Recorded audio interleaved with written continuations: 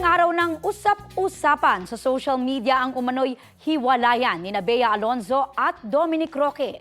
Kinumpirma yan kahapon ang host na si Boy Abunda at sinabing isinaoli na rin daw ng aktres ang kanyang engagement ring.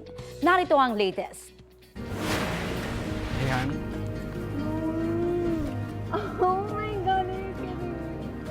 July last year nang mag-take ng another step to forever sina Bea Alonzo at Dominic Roque.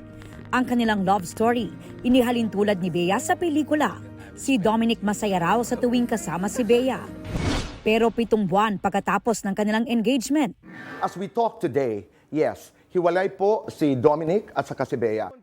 Sa Fast Talk with Boy Abunda, ibinahagi ng King of Talk ang mga nakuha raw niyang impormasyon mula sa isang source kaugnay ng breakup ng dalawa. Sinusuyo ba si Bea? Are they still trying to talk? Siguro. As a matter of fact, from good sources, ay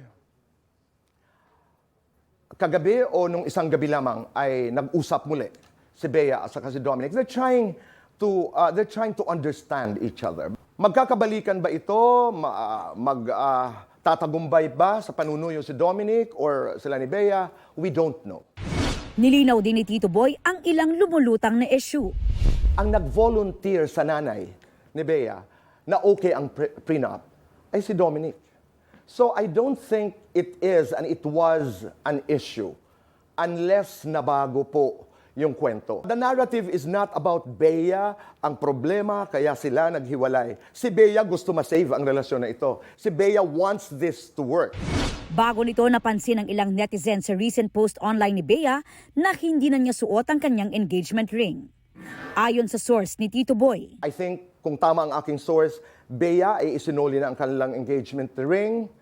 But are they hoping? Ako ang hula ko is yes.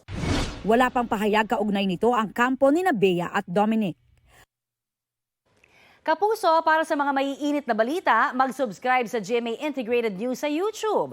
Sa mga kapuso naman abroad, subaybayan nyo kami sa GMA Pinoy TV at sa www.gmanews.tv.